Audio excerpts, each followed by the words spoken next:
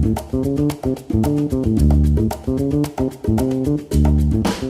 saya Syafa Putri Akbar. Saya pengen tanya Kak, kan masih banyak nih kasus-kasus pelecehan seksual, salah satunya contohnya catcalling. Nah, sebagai korban nih, itu hal apa sih yang harus kita lakuin buat ngebela diri? Yap, itu tadi pertanyaan dari Kak Syafa. Bicara soal catcall ini, aduh itu sebenarnya aku jarang banget nemu perempuan yang nggak punya pengalaman di catcall, Kak. Ya. Itu antara pelakunya juga ngerti nggak ngerti, atau yang korbannya pun nggak nyaman, tapi dia nggak bisa menyimpulkan kalau itu sesuatu yang salah dan dia berhak marah gitu, Kak. Nah, gimana nih jawaban Kak Bunga untuk pertanyaan Kak Syafa? Iya betul aku setuju, dan catcall juga karena cuman panggilan verbal aja biasanya nggak terlalu dianggap gitu ya, kayak cuman ngomong aja sih gitu. Saranku sih selalu lihat situasi. Catcalling itu sedikit tricky karena bisa terjadi dimanapun gitu, bahkan di kantor kita sendiri pun bisa gitu kan, atau misalnya di sekolah kita gitu. Selalu lihat situasi, apakah kita di situasi yang aman atau enggak gitu, karena misalnya lagi jalan di tempat publik yang emang keramaian, terus ada segerombolan atau misalnya satu orang aja yang catcalling kamu, terus kamu di tempat publik, itu mungkin situasinya memungkinkan kamu untuk negur, jangan gitu dong, gitu. Atau misalnya kamu ngeluarin HP, terus tadi kamu ngapain, coba sini aku shoot gitu kan, biar diviralin gitu. Tapi kan kalau misalnya situasinya lagi malam-malam, terus kita jalan sendiri, kita perempuan jalan sendiri, terus laki-lakinya segerombolan, itu mungkin yang bisa kita lakukan ya lari gitu kan, lari atau misalnya telepon seseorang kalau misalnya bawa HP. Kalau nggak ada HP ya kita cari keramaian, cari di mana kita bisa cari pertolongan gitu, kan ada orang lain gitu, karena mungkin situasinya nggak memungkinkan untuk kita negur di tempat gitu. Jadi memang tergantung situasi juga ya kalau catcalling itu. Cuman yang pasti sih cari tempat yang aman dulu gitu. Dan kalau misalnya ada HP, telepon seseorang dan nyalain terus HP-nya gitu loh, biar kerekam terus gitu. Nah Kak, ini ada titipan pertanyaan lagi dari Detikers. Pertanyaannya, aku rasa ini simple tapi lumayan relate gitu sama banyak orang-orang yang mungkin bertanya soal ini. Kalau pulang kerja malam-malam bagaimana Kak? Nah ini dia.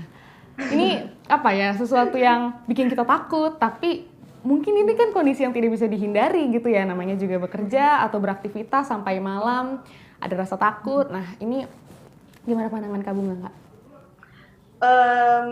Ini pertanyaan simple yang kalau buat mungkin sebagian laki-laki atau orang-orang yang belum peka gitu sama isu ini pasti aneh pertanyaan. Kalau pulang kerja malam-malam gimana? Ya pulang aja gitu kan. Tapi ya gitu, untuk terutama perempuan pasti aku langsung ngerti gitu, pulang kerja malam-malam lembur gitu kan, atau nggak saya di atas tengah malam.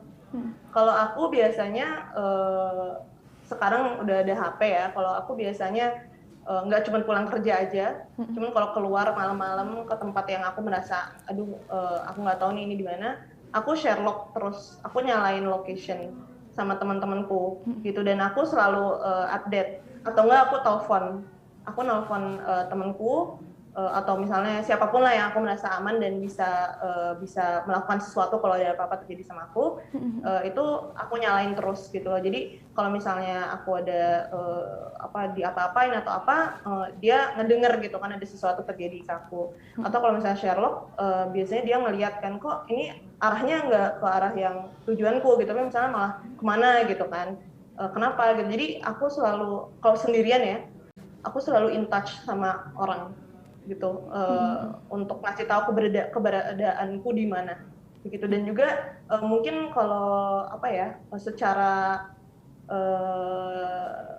kalau misalnya buat perempuan mungkin ada beberapa alat-alat yang dibawa untuk keamanan gitu. Kita juga, aku lihat udah banyak kelas-kelas yang ngajarin perempuan self defense kayak gitu kan. Sebenarnya memang bukan solusi ya, tapi tindakan preventif lah gitu, biar kita bisa self defense juga gitu. Itu mungkin bisa dipelajari gitu. Sekarang kayaknya banyak yang online juga kok, bisa diikuti.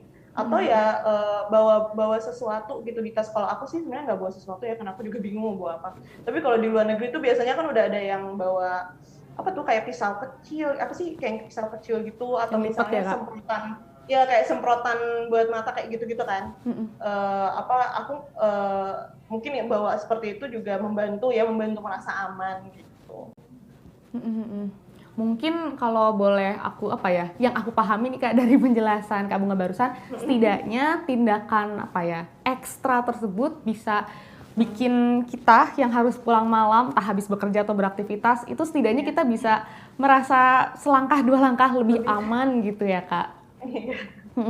Iya, tapi ya bagaimanapun juga memang bukan dalam kontrol kita ya ketika itu terjadi di luar sana gitu.